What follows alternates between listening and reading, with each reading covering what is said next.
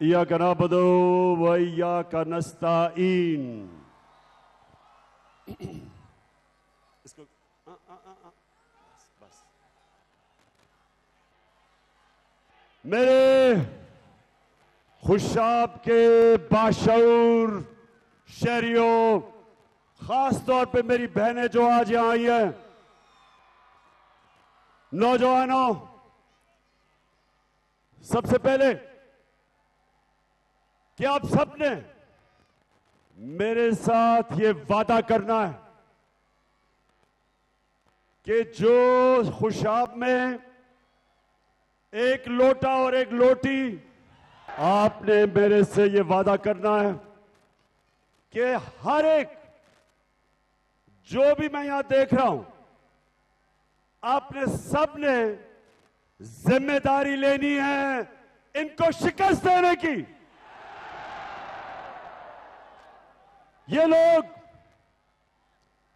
लोग जो वोट आपसे लेते हैं और अपने जमीर का सौदा करते हैं, अपने जमीर को बेचते हैं, जमीर की कीमत लगाते हैं, आपसे भी गद्दारी करते हैं, अपनी कौम से भी गद्दारी करते हैं, अपने आइन से भी गद्दारी करते हैं और अपने दीन से भी गद्दारी करते हैं। इसलिए आप सबने, जितने भी यहां नौजवान खड़े ऊपर, जो भी मेरी आवाज सुन रहे हैं,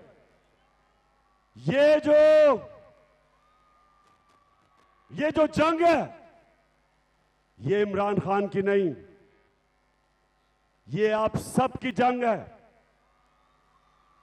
ये सियासत नहीं, ये जहाद है।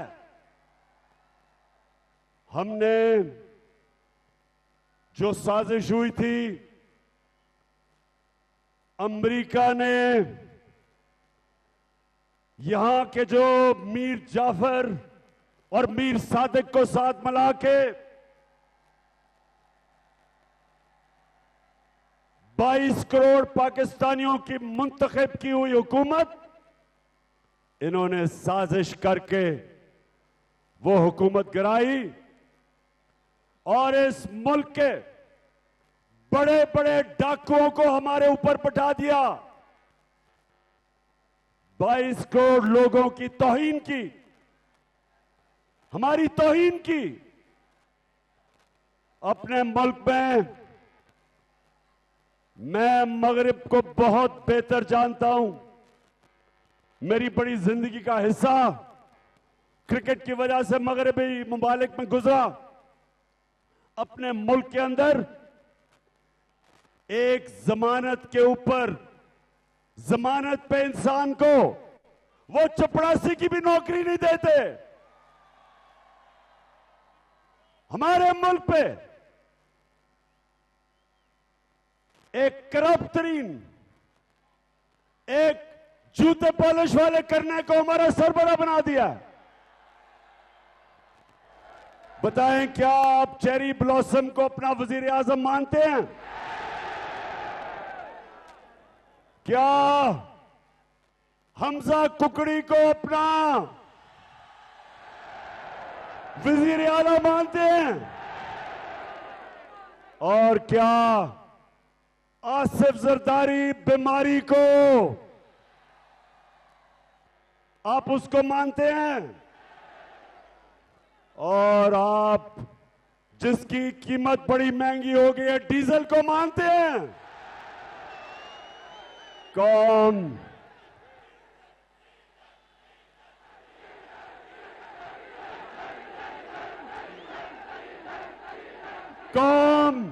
कभी इनको तस्लीम नहीं करेगी। मैं आज चैलेंज करता हूं, आप जितना मर्जी एफआईआर काटे, मेरे ऊपर 15 एफआईआर काट चुके हैं, मेरी टीम के ऊपर दहशतगर्दी के केस काट चुके हैं। हमारे सहाफी एयाज अमीर जो यहीं, वो भी चकवाल डिस्ट्रिक्ट से है, एयाज मीर को इन्होंने शर्मिंदा करवाया, उसको मारा और इमरान रियाज को पकड़ के जेल में डाल दिया।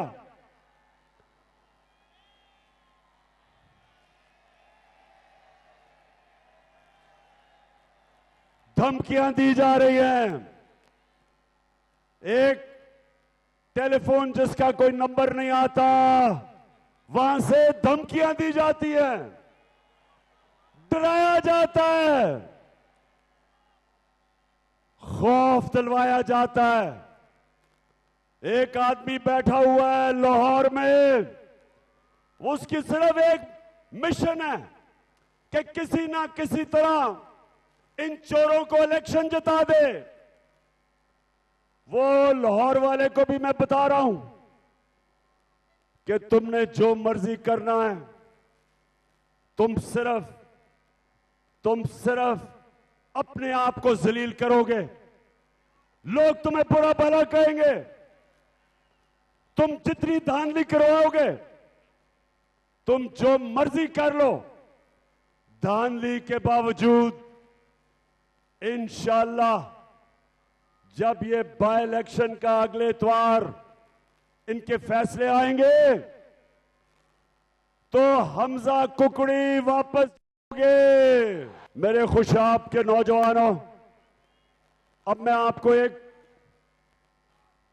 मैं बात कहना चाहता हूं, गौर से सुने और सामने बस बड़े गौर से सुने। अभी बर्तानिया के प्राइम मिनिस्टर को उसकी अपनी जमात ने उसको बरतरफ कर दिया, हटा दिया। गौर से मेरी बात सुने कि मौलाना रूमी से किसी ने एक दफा पूछा, मौलाना साहब इंसान तो मरते हैं, कौम कैसे मरती है? मौलाना रूमी ने कहा, जब वो अच्छे और बुरे की तमीज खत्म करती है, कौम मर जाती है। ये खुशाब के लोगों और नौजवानों में खास तौर पे आपके लिए कह रहा हूं, अल्लाह ने मुझे मौका दिया सारी दुनिया देखने का। मैंने दुनिया में वो मुल्क देखे वसाइल के बावजूद गरीब, गुर्बत, और मैंने वो मुल्क देखे, स्विट्जरलैंड मैंने देखा, वसाइल ना होने के बावजूद दुनिया का सबसे खुशहाल मुल्क है। फर्क क्या? फर्क वो है जो मेरे नबी मोहम्मद सल्लल्लाहु अलैहि वसल्लम ने आज से तकरीबन 1500 साल पहले कह दिया। उन्होंने दो चीजें कही। उन्होंने कहा, जो कौम ताकतवर डाकुओं को नहीं पकड़ती और छोटे चोरों को जेलों में डालती है, वो कौम तबाह हो जाती है। जो कौम छोटे चोरों को जेल में, भैंस चोर, गाड़ी चोर, मोटरसाइकिल चोर, ये तो जेल में चले जाते हैं, लेकिन जो बड़े बड़े डाकू मुल्क के अरबों रुपया चोरी करते हैं, जब वो कौम उनको एनआरओ देती है, कौम मर जाती है, तबाह हो जाती है। कुरान में वो कहता है अल्लाह कि मेरी जमीन पे निकल के देखो कितनी कौमें तबाह हुई जो मेरे हुक्म पे नहीं चली। तुम्हारे से पहले कितनी कौमें, कुरान के अंदर आप पढ़ें कितनी कौमें तबाह हुई, तारीख पढ़ें। हमारे सामने कौमें टूटी, हमारा मुल्क टूटा, हमारा मुल्क का एक हिस्सा बांग्लादेश बन गया, हमारी जिंदगी में टूट गया पाकिस्तान, यूगोस्लाविया टूट गया, सोवियत यूनियन टूट गई। अगर मुल्क कामयाब होते हैं तो उनके कई असूलों के ऊपर जो अल्लाह ने बनाए हुए असूल, सबसे बड़ा असूल इंसाफ। मदीना की रियासत मेरे प्यारे नबी सल्लल्लाहु अलैहि वसल्लम ने अदल और इंसाफ के ऊपर खड़ी की थी। अल्लाह ने हुक्म दिया था अमर बिल मारूफ, सारे इंसानों को हुक्म दिया था कि तुमने सच और हक और अच्छाई के साथ खड़ा होना है, तुमने बदी के खिलाफ जहाद करनी है। यह अल्लाह का हुक्म है।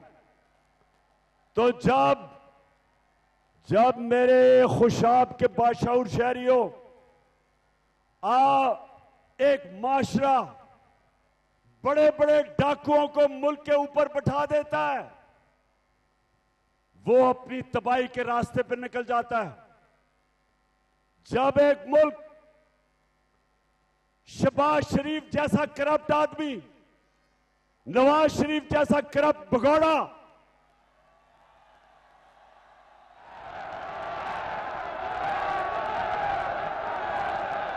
आसिफ जरदारी जो 30 साल से मुल्क को लूट रहा है,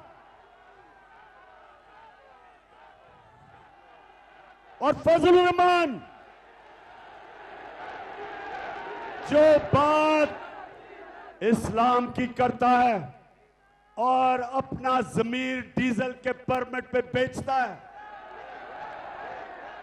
जब ये लोग एक मुल्क के ऊपर क़यादत में आ जाते हैं, तो मेरे खुशाब के लोगों, मेरे बहनों, मेरे भाइयों, मेरे बच्चों, ये याद रखें, वो मुल्क की तबाही, मुल्क की बर्बादी, वो मुल्क फनाई तबाही की तरफ जाता है।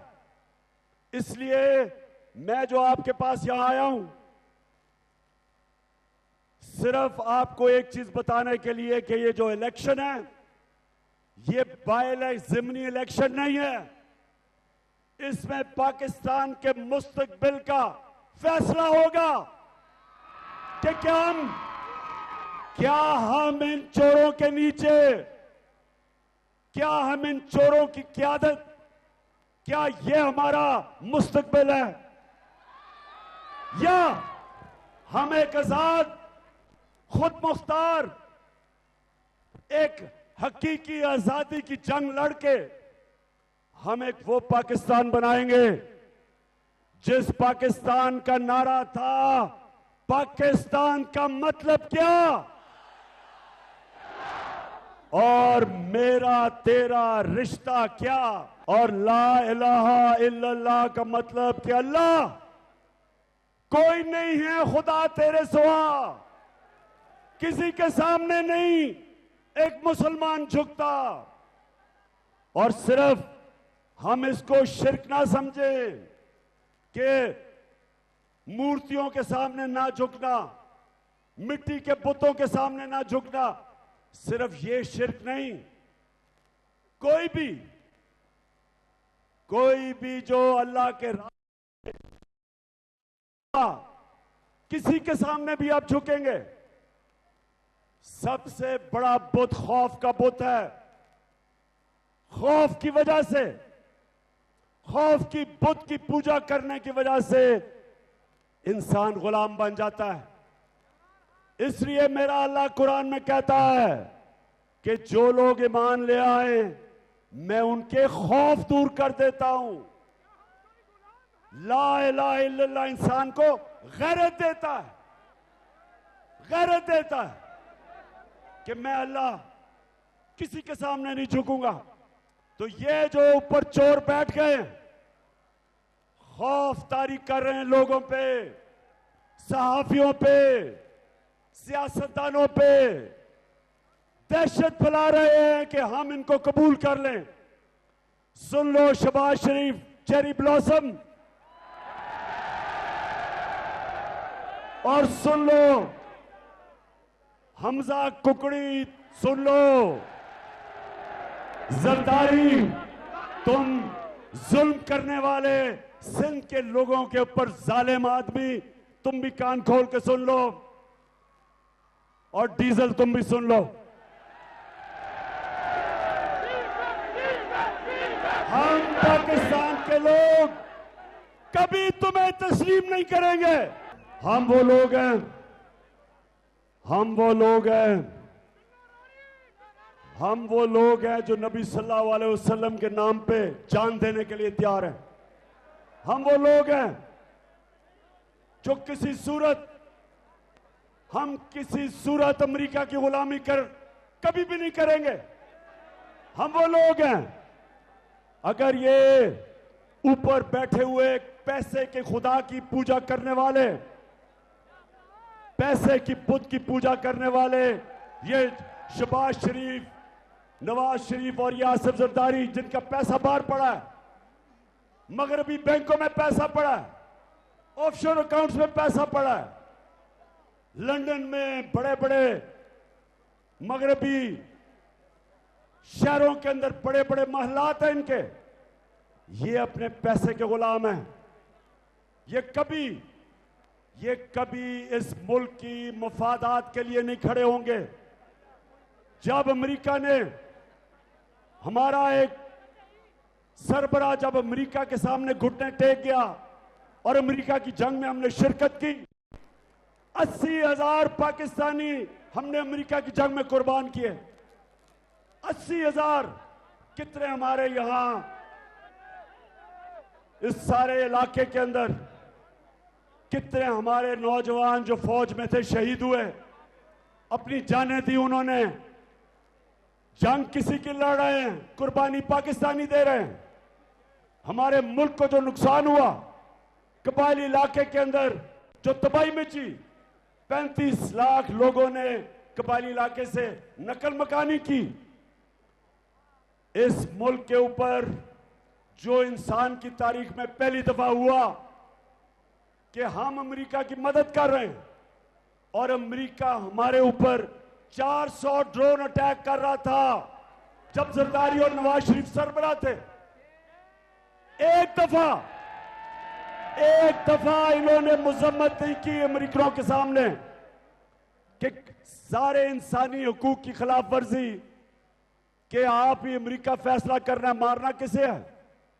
8,000 मील दूर से बटन दबाता है और यहां लोग मर जाते थे और कोई उनका पूछने वाला नहीं था, क्योंकि ये अमेरिकनों के गुलाम हैं। हम इसलिए मेरे खुशाब के बाशऊर शहरियों, ये समझ जाओ कि ये जो ऊपर अमेरिका ने हमारे मुल्क में साजिश करके मीर जाफर और मीर सादिकों के साथ मिलके, कभी साजिश बाहर से कामयाब नहीं होती जब तक मुल्क के अंदर मीर जाफर और मीर सादिक ना हो।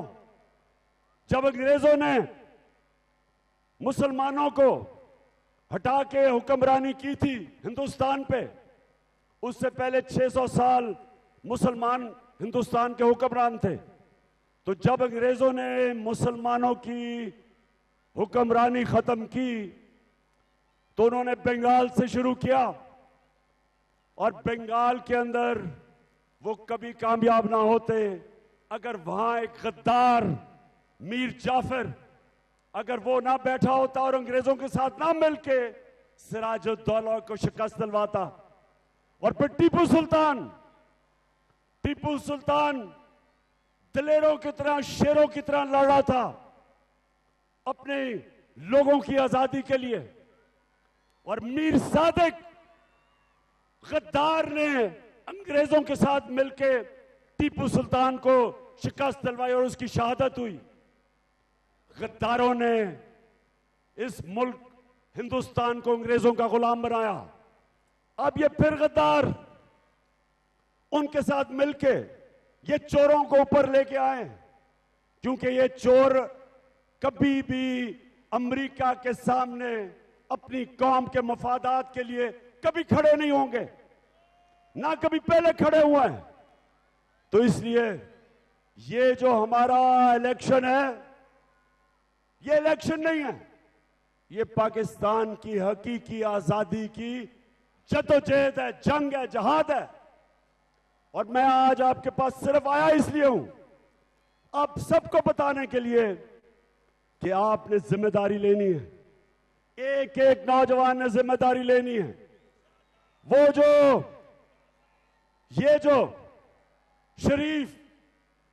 शरीफ बरादरान और इनके बेटे और बच्चे, इन्होंने जिंदगी में कभी कोई चीज ईमानदारी से नहीं की। बिजनेस है तो वो करप्शन है, इलेक्शन है तो उसमें धांधली है, अदालत तो वहां झूठ बोलते हैं, सारा टब्बर झूठ बोलता है। बेटी कहती है कि मेरी लंदन तो छोड़ो, पाकिस्तान में भी कोई प्रॉपर्टी नहीं है। और जब वो ये चीज कह रही थी, उसको क्या पता था कि अल्लाह अल हक है। 2 साल के बाद वो 2014 में ये कह रही थी, 2016 के अंदर एक बैनुल अक़वामी इंकशाफ होता है जिसको कहते हैं पैनामा पेपर्स, और उसमें पता चलता है कि लंदन तो छोड़ो, पाकिस्तान में भी कोई प्रॉपर्टी नहीं। प्रॉपर्टी पाकिस्तान में, लंदन में कहना था कि सस्ती प्रॉपर्टी कोई नहीं, क्योंकि सबसे महंगे लंदन के इलाके में इंकशाफ होता है कि 4 बड़े बड़े महलात मरियम बीबी के नाम पे।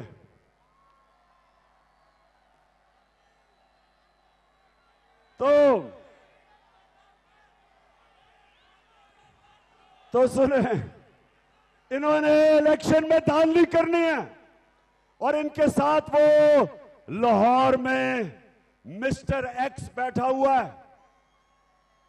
अब मैं कहूंगा नहीं कि मिस्टर एक्स कौन है, आप खुद ही अंदाजा लगा लें। अब जानते हैं मिस्टर एक्स कौन है? एक पहले ने इनके लिए 2013 में धांधली की थी, उसको उन्होंने नवाजा, पहले एंटी करप्शन का हेड बनाया, अब एक और उसने नवाज दिया है, तो अब वो बैठा हुआ है। और दूसरा चीफ इलेक्शन कमीशन, ये पूरी तरह इनके साथ मिलकर तैयार है धांधली के लिए। और उसकी अभी आज ही मैंने देखा है कि उसकी बीवी को एक बहुत बड़ा ऐसा ओहदा दिया जिसमें बड़ा पैसा बन सकता है। कोई कस्टम में लगा दिया उसको, अप्रेजर, जिधर बड़ा पैसा बनता है, उसको भी रिश्वत दे दी है शरीफों ने। तो इन्होंने धांधली करनी है। हमने धांधली के बावजूद ये धांधला भी कर ले, इंशाल्लाह हम शिकस्त देंगे इनको। अब मैं ये चाहता हूं कि आपने हर एक पोलिंग स्टेशन के ऊपर 10 नौजवान तकड़े, दलेर, खुशाब के, और मुझे पता है खुशाब के दलेर नौजवान हैं, डरने वाले नहीं है।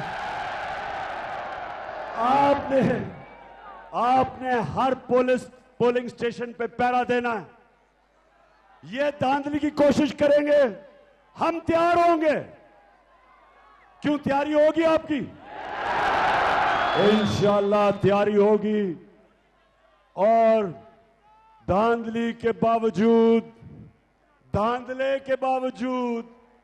इंशाल्लाह अगली इतवार को जो रिजल्ट आएगा, मुझे अभी से नजर आ रहा है कि पहले ही गैर आईनी वजीर आला है कुकड़ी का जो बल्ले का निशान है, अगर उसको आपने सबने मिलकर वोट ना दी, हमारी अगर वोट डिवाइड हो गई तो मुखालिफ जीत सकता है। इसलिए सबके लिए मेरा आज पैगाम है, आपने बल्ले को सिर्फ मोट लगानी है।